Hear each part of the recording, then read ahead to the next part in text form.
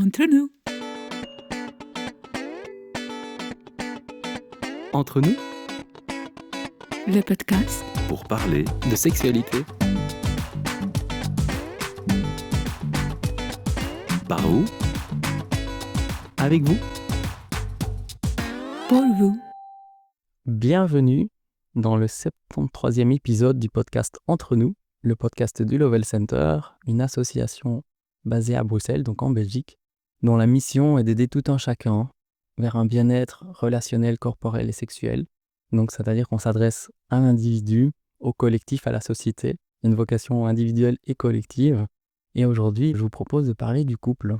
De juste ouvrir un moment de papote, ça sera un podcast beaucoup plus court que d'habitude, par rapport au fait que d'aborder des sujets de sexualité en couple, c'est très particulier en fait. Et donc mon intention, c'est juste se poser sur cette réalité de terrain, de se questionner, de s'aider à naviguer sur cette thématique, d'aider à comprendre ce qui se passe et ensuite peut-être à s'offrir une vie plus belle. Ce qui m'a inspiré à créer ce podcast, c'est que j'ai des couples qui sont déjà venus en consultation. C'est une de mes spécialités, c'est de travailler avec les couples. J'adore ça vraiment. J'y trouve beaucoup de bien-être.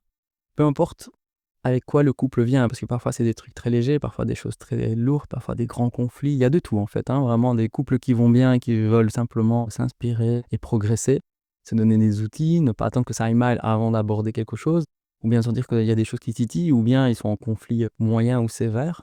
Mais dans toutes les situations, j'y trouve vraiment un bien-être de créer ces espaces de parole en fait. Certains couples me disaient, écoutez, on essaye de suivre des conseils qu'on trouve plutôt en psycho ou bien parfois dans des méthodes de communication assertive ou des communications, par exemple la CNV, la communication non violente. Et ils disent, mais quand ça aborde les sujets de la sexualité, en fait, ça bug. On n'avance pas en fait. On reste dans le conflit, on n'arrive pas à transcender. Et de se dire que, en entendant ces couples qui disent, oui, on essaye de suivre des méthodes, mais en fait, on stagne, on sent qu'elles sont... Ça marche au quotidien sur des petits sujets, mais dès qu'on touche à des sujets où il y a beaucoup d'enjeux, de désirs, d'envie et surtout de sexualité, ça capote en fait. Et de se dire, ok, c'est quelque chose dont peut-être beaucoup de personnes se questionnent. Et de se dire, effectivement, déjà rendre les choses dédramatisées et puis se rendre compte qu'on est beaucoup à être concerné par ce genre de situation. Et que de parler de sexo, ça peut être challengeant. Parce qu'effectivement, on parle de sujets délicats en général. Ça touche parfois à des tabous, ça génère de l'inconfort. Ça demande de la vulnérabilité, la capacité d'écouter, de se remettre en question ou de se poser avec soi et avec l'autre. Ça touche à notre identité d'homme et de femme, ou en tout cas d'humain, indépendamment des questions de genre ou de préférence pratique. Je parle vraiment d'identité de soi en tant qu'humain, en tant que femme ou d'homme, par exemple. Et que c'est profond en fait comme réflexion. Et que certains outils qui ont été créés dans d'autres contextes ne sont pas nécessairement adaptés à une réalité de couple et de sexualité. Et je pense moi par la pratique, j'ai trouvé en fait des manières d'aborder le sujet que j'applique dans les consultations, mais que j'aime transmettre aussi pour aider les gens à naviguer par eux-mêmes, d'être autonomes, de s'inspirer, de trouver des outils qui sont plus adaptés à un contexte de grande sensibilité. Et parfois, ce qui freine les gens à venir consulter, c'est la manière dont ils imaginent qu'ils vont être accueillis. C'est-à-dire dans leur unicité, leurs valeurs, leur sensibilité, leur personnalité, leur connaissance ou leur vécu. La manière dont ils imaginent être compris, ou ils imaginent être accueillis et accompagnés par le ou la professionnel, ou bien une connaissance qui peut les aider. Et ça, je trouve que c'est à la fois naturel, et de se dire que peut-être qu'en créant des podcasts comme celui-ci, assez bref, ça permettra à des gens d'oser, et de se dire qu'il y a tellement de professionnels et de méthodes qui existent, qu'à un moment, vous allez bien trouver, comme on dit, chaussures à votre pied, des méthodes qui vont vous parler plus que d'autres, et à chaque outil, sa situation aussi. Et de se dire qu'on peut avoir beaucoup d'empathie et de compassion pour soi, son couple et l'autre, parce que socialement, on vient de loin, je pense que l'hygiène corporelle, on va dire, est arrivée au 19e, 20e siècle. On sent que, même 21e siècle, que ça s'est intégré, mais par contre, l'hygiène psychologique est en chemin, mentale et relationnelle, et je pense que l'hygiène, justement, liée à l'intimité et à la sexualité, est en train d'émerger, en fait, parce qu'évidemment, on travaille sur les couches les plus générales, les moins sensibles au départ, on va dire. Et puis on arrive à un moment de plus en plus au centre et à l'authenticité de la personne. Et qu'à un moment, on a envie, on a besoin de parler de sexualité. C'est un parcours normal aussi de se dire, on améliore sa relation à soi et aux autres. Et tôt ou tard, il y a un plaisir de parler de sexualité, que ce soit de manière formelle ou informelle, entre amis ou avec un professionnel, et que c'est un cheminement logique. Mais de se dire qu'on a très très peu d'exemples dans la société, et quasiment aucun exemple d'expérience collective en fait, de parler de sexualité, et de trouver des manières d'être serein et efficace dans la discussion de sexualité dans le couple. Quand je dis efficace, c'est pas une question de performance, c'est une question de dire, ben voilà, si on a un désir, comment on voit qu'on arrive à destination? Parce que si on arrive on est en conflit, en froid, on en aggrave une situation, on en vient à des violences, que sais-je, hein, ou une plus grande frustration, c'est que fondamentalement, on n'a pas été efficace.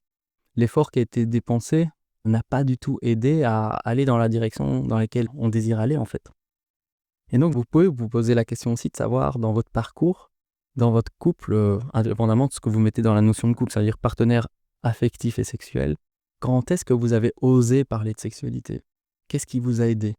Quand est-ce que vous avez accueilli aussi quand l'autre a désiré parler de sexualité? Quel était le contexte, votre contexte météo intérieur, extérieur? Voilà. Quels sont ces moments d'inspiration où il y a peut-être eu des espaces fantastiques ou particuliers ou assez uniques ou même peut-être, et espérons-le, récurrents, où vous osez vous poser et parler du sujet d'une manière où en fait vous avez été vraiment vers un mieux-être en fait. Vous sentez avoir progressé et pas stagné. Que vraiment culturellement, on a quasiment une éducation sexuelle à peu près nulle en fait. Et donc ça veut dire qu'on a une éducation sur la communication sur des points sensibles de désir, d'intensité qui est très faible, quoi. Et ça s'apprend. Et ce dont on est sûr, c'est que la vie va nous apporter des défis en permanence. La vie, c'est ça, c'est des challenges, des défis, des épreuves. Espérons-le pas trop régulièrement parce qu'en fait, on a besoin de respirer, d'intégrer. J'espère que ça s'enchaîne pas trop, mais qu'en tout cas, de toute façon, tout au long d'une vie, on va être face à énormément d'épreuves. Et ce dont on est certain, c'est que ce qui est constant, c'est le changement, quoi. Ça, c'est une certitude. Le changement va s'inviter dans notre vie en permanence. Et comment gérer ça, notre sexualité, notre hygiène de vie, nos relations, comment naviguer? Est-ce qu'on décide de naviguer seul? Est-ce qu'on décide de naviguer ensemble, accompagné? Ben voilà, c'est des choix et trouver un accompagnement qui nous convienne, quoi. Trouver une chaussure à son pied et de se dire, ok, là, je trouve la personne qui pourra m'aider sur ce parcours parce que c'est pas anodin, c'est assez particulier. Ça concerne tout le monde, en fait. Une tierce partie, l'avantage, c'est que c'est un regard extérieur, ça amène une dynamique de dialogue totalement différent. Et moi, ma manière de travailler aussi, c'est de transmettre des outils pour justement arriver à naviguer sur des sujets sensibles, mais aussi d'inspirer, d'aller vers l'empuissancement et de se dire que riche de plein de partages, je peux transmettre des choses, on va dire, adaptées ou dédiées au contexte qui vous concerne. Et il y a tellement, si on pouvait bénéficier du partage intime de ce que les gens vivent dans leur vie, on serait plein de ressources, d'inspiration, d'idées, de potentiel. On ne se verrait jamais vraiment bloqué, limité, coincé quelque part. On aurait l'impulsion de dire « Ok, il y a d'autres pistes. » Et je navigue et j'accepte les imperfections et j'avance et je me sens dans la puissance de créer ma propre vie en fait et d'avancer, de s'accomplir en fait et d'être épanoui dans nos relations, peu importe où on est. On peut avoir un sentiment d'épanouissement toute sa vie, hein, qu'on ait 15, 25 ans, 90 ans. Enfin, en soi, c'est à chaque étape. Et ça, évidemment, le tout, c'est de pouvoir trouver des outils adaptés. Alors, je me pose la question à nouveau, si vous avez trouvé des outils qui vous parlent, qui vous inspirent et que vous avez trouvé vraiment particulièrement utiles pour parler de sexualité, je serais vraiment ravi que vous puissiez le commenter en message audio, en message écrit, par email ou que sais-je, ou commenter le post Instagram ou le podcast et de transmettre ce qui a fait la différence pour vous, en fait. Et ça permet de grandir collectivement. Moi, personnellement, c'est vraiment tout ce qui est philosophie du slow sex, de la sexualité holistique, qui m'a inspiré le plus et dans lequel j'ai trouvé des clés de voûte importantes pour parler de sujets très sensibles et dont je vois vraiment la pertinence, l'efficacité, la puissance. Et j'ai plaisir à les transmettre à travers des consultations en présentiel ou en visio. Et c'est d'autant plus puissant parce qu'un outil généralisé, c'est OK, c'est une chose, mais de l'appliquer à des situations bien précises, c'est beaucoup plus concret et parlant et puissant parce qu'en fait, c'est là qu'on en voit les résultats. Et ce qui compte, c'est vous et comment vous arrivez à avancer si vous désirez aller vers un mieux-être. Et je répète, comme c'est un sujet très délicat, il faut pouvoir trouver des gens avec qui on se sent à l'aise pour aborder et se sentir écouté. Et ça, c'est pas toujours évident. C'est vraiment un art d'arriver à trouver des gens qui arrivent à naviguer sur les sujets de la sexualité en accueillant la personne telle qu'elle est à travers son histoire, sa singularité, ses valeurs, sa religion, son mode de vie, ses choix. Moi, je trouve ça fabuleux quand les gens assument pleinement, sont acteurs et souverains de leur vie et la construisent à leur image, telle que eux ont envie de vivre en fait. Moi, je trouve ça vraiment fabuleux. Comme on a quasiment très très peu d'expériences collectives sur le fait de parler de sexualité en couple. Je pense que ça concernera de plus en plus de personnes en fait d'aborder cette thématique. Voilà. Je pense que c'est un besoin universel, qu'il y a des outils qui peuvent vraiment transformer une situation.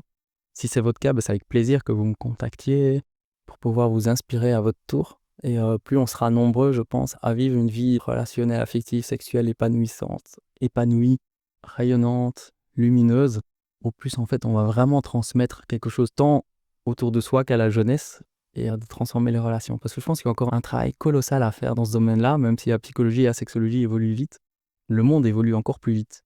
Et arriver à se poser et développer l'art de communiquer sur des sujets intenses, et à un moment ça devient indispensable, quoi. Tout en restant fidèle à soi-même par rapport à qui on est, nos valeurs, nos aspirations, nos particularités, nos espérances, notre mode de vie. Et dans toute cette diversité, de se dire que voilà, le couple et la sexualité, c'est aussi un lieu qui peut s'épanouir de manière fabuleuse en fait. Alors que parfois c'est quand même un lieu de grandes difficultés, de conflits, de frustration. Voilà, je voulais poser ce sujet-là en se disant que beaucoup de gens se disent waouh, aborder les sujets de la sexualité dans le couple, c'est quand même un challenge. On voit ce que les gens postent sur les réseaux sociaux, il y a plein de théories, il faudrait faire des étiquettes. On a l'impression que la vie des autres est plus facile, que chez les autres c'est plus simple évidemment. Et donc ça nous rajoute un peu de pression, de frustration ou autre. Alors qu'il y a parfois très peu de vraie authenticité sur les réseaux sociaux qui sont plus des vitrines que nécessairement de la vulnérabilité d'oser être qui on est vraiment. Et qu'on n'a évidemment pas nécessairement envie de s'afficher devant tout le monde. Parce que voilà, quand on transmet un message, c'est pour quelqu'un dans un contexte donné, dans une intention donnée, et que les réseaux sociaux ne sont pas faits pour ça, mais sauf qu'on a l'impression que parfois la vie est simple et plus facile dans la vie des couples des autres, alors qu'elle est très très challengeante aussi probablement, peut-être même plus alors qu'on l'idéalise, et de se dire ok, si on revient au monde intérieur, indépendamment des apparences extérieures, qu'est-ce qu'on découvre ? Et comment on ose parler du sujet, comment on s'outille en fait pour aller dans ce domaine-là, comment on développe des aptitudes, des compétences, comment on sent qu'en fait on progresse et qu'on se fait du bien et qu'on développe une relation à la hauteur de nos espérances en fait, tout au long de son parcours, je vous le souhaite en tout cas. C'est avec plaisir de pouvoir vous accompagner ou vous inspirer si vous avez envie de faire appel à mes services, évidemment.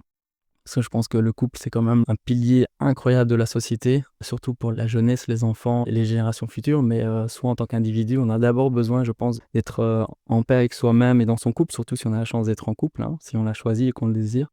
Et que c'est un parcours, une histoire assez nébuleuse en fait. Tellement peu de gens osent parler authentiquement de ce qu'ils vivent, comment ils le vivent et comment ils arrivent à naviguer dans les difficultés de leur couple. Plutôt que d'en faire un sujet de fierté ou de honte, et d'être dans deux extrêmes, on l'affiche quand tout va bien, ou on le cache, on est honteux, et on le tient secret quand c'est compliqué, ou de feindre que tout va bien, et de se dire, non, c'est un sujet qui nous concerne, et autant on doit parler de sujets délicats dans le travail, la vie professionnelle, avec ses enfants, que sais-je, mais que notre couple, il est aussi prioritaire, qu'il a besoin d'attention, qu'il a besoin qu'on y apporte des éclairages, de l'inspiration, du mieux-être, et que si certains domaines de notre vie évoluent, si celui-là est à la traîne, c'est celui-là qu'on voudra un jour aborder et se donner les moyens d'y parvenir, quoi. Donc voilà, c'est évidemment un sujet très délicat pour 1000 raisons, mais on est toujours capable de le faire. Il y a toujours des solutions, il y a toujours un avenir meilleur si on le choisit et qu'on peut embellir sa relation autant qu'on le souhaite. Voilà. En tout cas, c'est mon souhait pour vous, que vous arriviez à vous développer encore mieux dans votre vie amoureuse et sexuelle. Je vous souhaite une belle journée. Et rendez-vous dans le prochain épisode. Entre nous.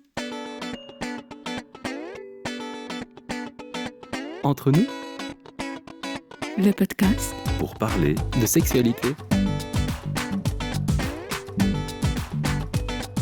par vous, Avec vous. pour vous.